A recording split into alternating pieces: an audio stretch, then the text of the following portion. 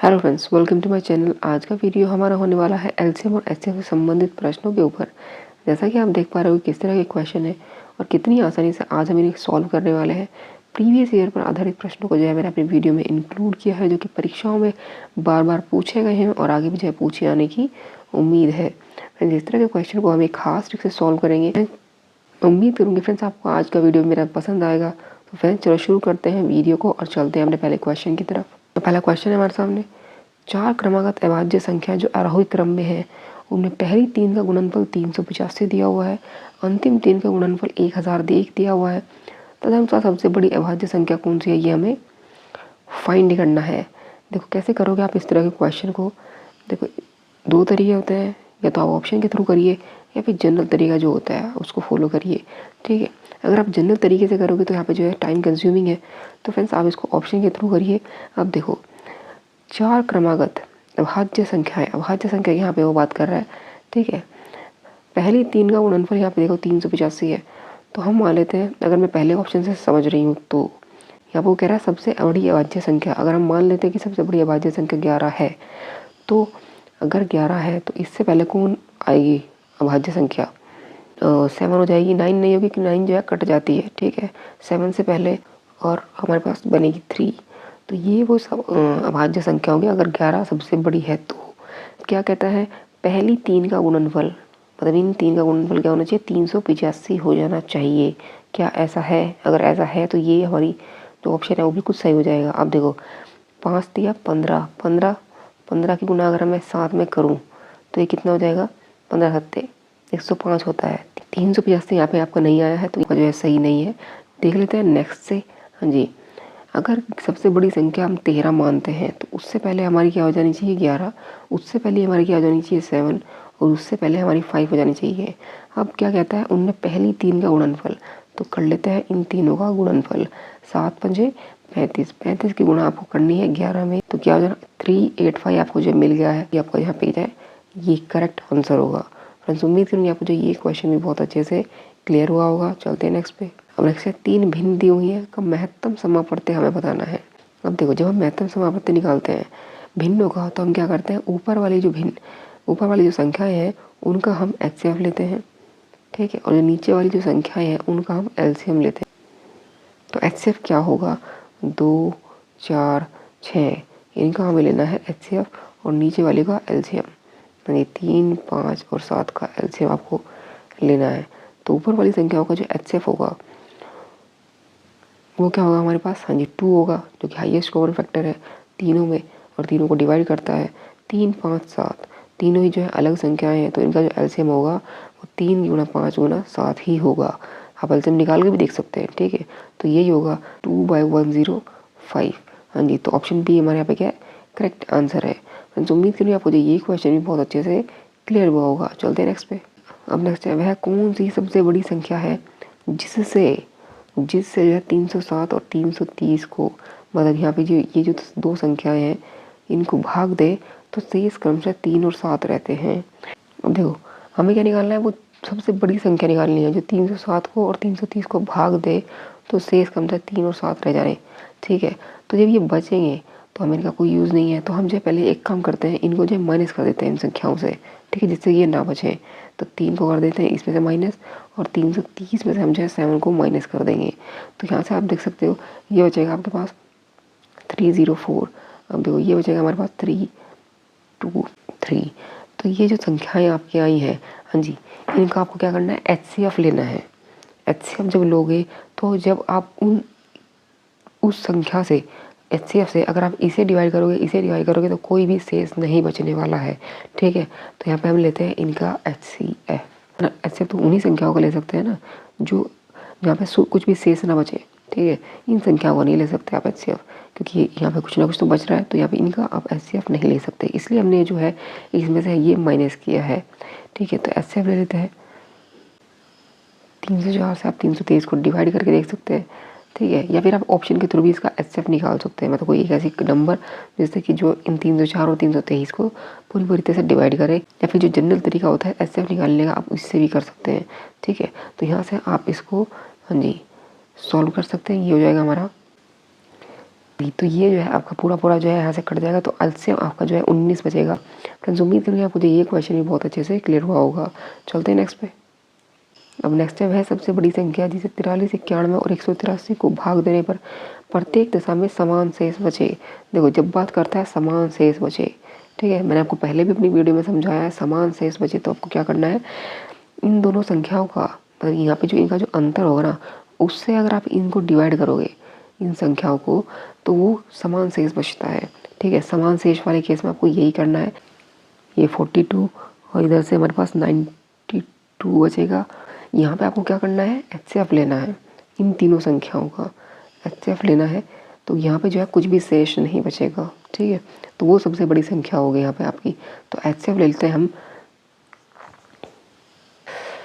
HCF लेना है, HCF के लिए आप ऑप्शन के थ्रू इसको सॉल्व कर सकते हो। ठीक है, अगर आप एचसीएफ मान रहे हो 9, ठीक है, 9 तो होगा नहीं क्योंकि वो इसे नहीं काटेगा। अगर आप एचसीएफ को 8 मानते हो, ठीक है, तो यहाँ पे देखो 8 जो है इसको सॉल्व नहीं कर पाएगा, इसको नहीं काट पाएगा और इसको भी सॉल्व नहीं कर पाएगा, तो ये भी आपका जो है एचसीएफ नहीं होगा। बड़ी से बड़ी संख्या लेनी है। अगर हम एचसीएफ को अगर हम 3, 4 मान रहे हैं तो 4 इसे भी काटेगा, 4 इसे भी सॉल्व कर देगा, 4 इससे ये भी कट जाएगा। मतलब 4 वो बड़ी से बड़ी संख्या होगी जिससे अगर हम इनके अंतर को, ठीक है, जो हमने निकाला है प्रत्येक दिशा में समान शेष बचेगा। तो समान शेष वाले केस में आपको यही करना है, आपको संख्याओं को क्या माइनस करना ही होगा। तो फ्रेंड्स उम्मीद करूँगी आपको ये क्वेश्चन भी बहुत अच्छे से क्लियर हुआ होगा। चलते हैं नेक्स्ट पे। अब नेक्स्ट है, दो संख्याओं का योग जो 36 दिया हुआ है, में से उनका 4 है, इस प्रकार की संख्याओं के कितने युग्म संभव है ये हमें बताना है। देखो दो संख्याओं का योग है 36, ठीक है, में से 4 है। मैंने आपको बोला है जब आपको में से दिया हुआ हो तो आप संख्या कैसे मानते हैं, तब संख्या मानेंगे 4x, दूसरी होगी 4y, ठीक है। उनका योग दिया हुआ है, जब इनका योग करूँगी तो 4 कॉमन हो जाएगा, 4x + y हम ऐसे लिख सकते हैं जैसे कि इसने बोला 36 है। तो यहाँ से आप जो x + y ये जो हमारा 9 निकलता है, ठीक है, वो कहता है कितने युग्म संभव है। 9 को आप कितने तरीक़ों से यहाँ पे जो है बना सकते हो, तभी तो आपके युग्म संभव होंगे। ठीक है, तो 9 को कैसे लिखेंगे हम, तो इस 9 को आप 1 और 8 लिख सकते हैं। ठीक है, दूसरा तरीका आप इसको 2 और 7 भी लिख सकते हैं।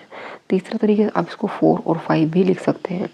ठीक है, तो यहाँ से आपके जो है 3 युग्म संभव होंगे, तो ऑप्शन 3 हमारा यहाँ पे करेक्ट आंसर होगा। फ्रेंड्स उम्मीद करूँगी आपको ये क्वेश्चन बहुत अच्छे से क्लियर हुआ होगा। चलते हैं नेक्स्ट पे। अब नेक्स्ट है, तीन संख्याओं 54, 90 और x के लैसे और मैसे यहाँ पे दिए हुए हैं 1890 और 18। तो x का मान हमें बताना है। देखो तो यहाँ पे दिया हुआ है उसने HCF 18, ठीक है, HCF जो है 18 दिया हुआ है। तो संख्या कैसे मानी जाती है मैंने आपको बोला था, ठीक है। और यहाँ पे अगर मैं तीसरी संख्या मानूँ तो यहाँ पे हम x को मतलब यहाँ पे हमारी क्या हो जानी चाहिए, संख्या 18 ये हो जानी चाहिए अगर हम इसे इस तरह के फॉर्मेट में लिख रहे हैं तो। क्योंकि जब एलसीएफ लेंगे आप इन तीनों संख्याओं का, क्योंकि 18 इसमें भी है, 18 इसमें भी है, तो यहाँ पे भी आपके पास जो है 18 हो जाना चाहिए। 18 की गुना 3 में, 18 की गुना 5 में, इसको हम ऐसे लिख सकते हैं, इसको मानते हैं 18a। ठीक है, जब आप इनका एलसीएम लोगे तो एलसीएम मतलब एक बार आपका जो है 18 यहाँ पे जो निकलेगा, ठीक है, तो ये हो जाएगा 18 गुना 3 × 5 × यहाँ पे हमारा ए निकलता है, वो उसने बोला है कितना है 1890 है। तो यहाँ पे 18 नहीं, तो यहाँ से आप जो है ए की वैल्यू को फाइंड कर सकते हो। अब कैसे करोगे, इससे आप डिवाइड कर सकते हो।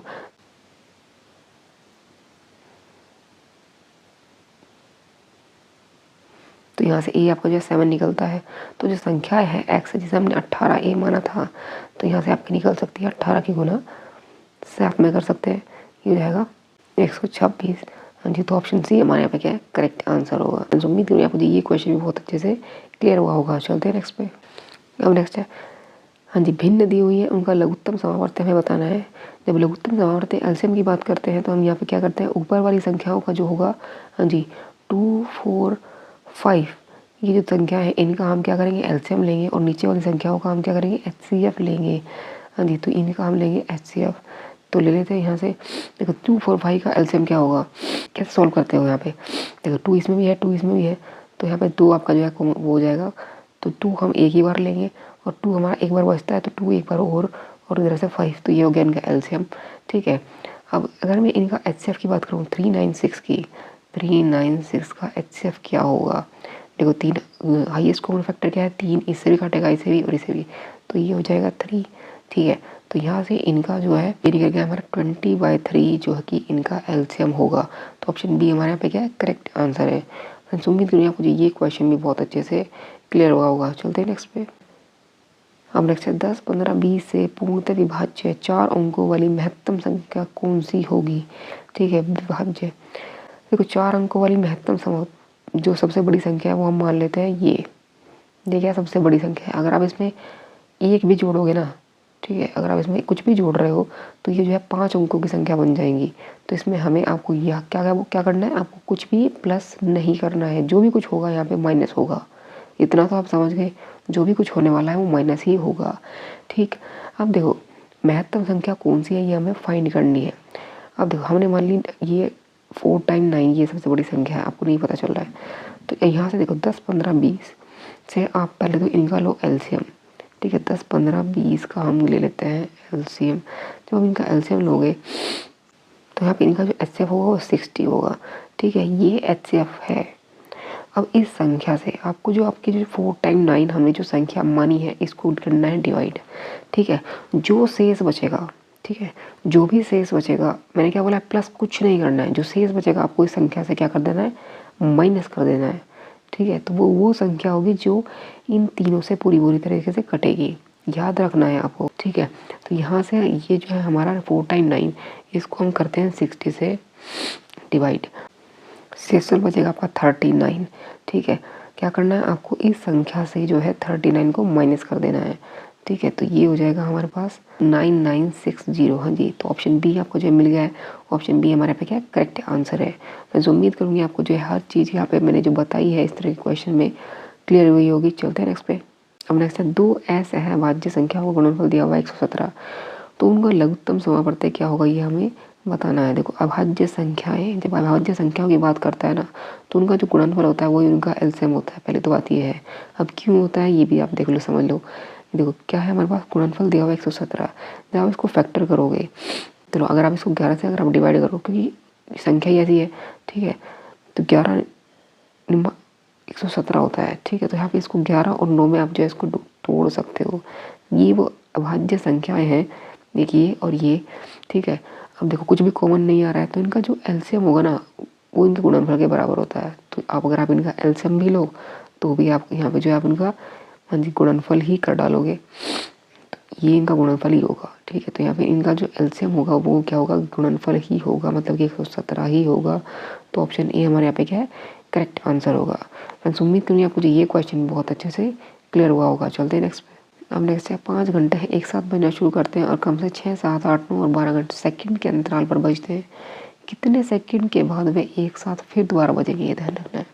देखो कितने, मतलब एक वो कॉमन नंबर, ठीक है, एलसीएम, देखो वो कॉमन नंबर वो हमें फाइंड करना है। जब ये सारे के सारे एक साथ बचेंगे वो क्या होगा, वो होता है इनका एलसीएम।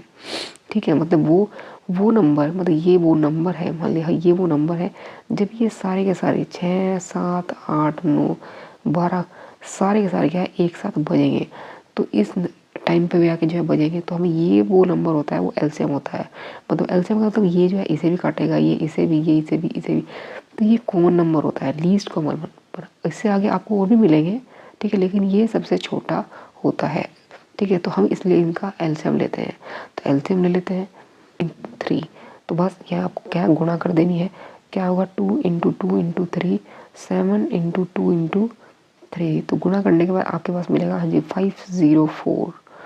तो 504 आपको ऑप्शन सी में मिल गया, तो ऑप्शन सी हमारे यहाँ पे क्या है करेक्ट आंसर होगा। फ्रेंड्स उम्मीद करूँगी आपको ये क्वेश्चन भी बहुत अच्छे से क्लियर हुआ होगा। तो फ्रेंड्स आज की वीडियो को यहीं विराम देते हैं। तो फ्रेंड्स कैसा लगा ये वीडियो, अगर वीडियो अच्छा लगा तो लाइक कमेंट शेयर जरूर कीजिए, चैनल को सब्सक्राइब जरूर कीजिए, जिससे कि आपको नए नोटिफिकेशन मिलता रहे। तो फ्रेंड्स आज की वीडियो में बस इतना ही, कल फिर मिलते हैं एक नई वीडियो में, तब तक के लिए जय श्री राम।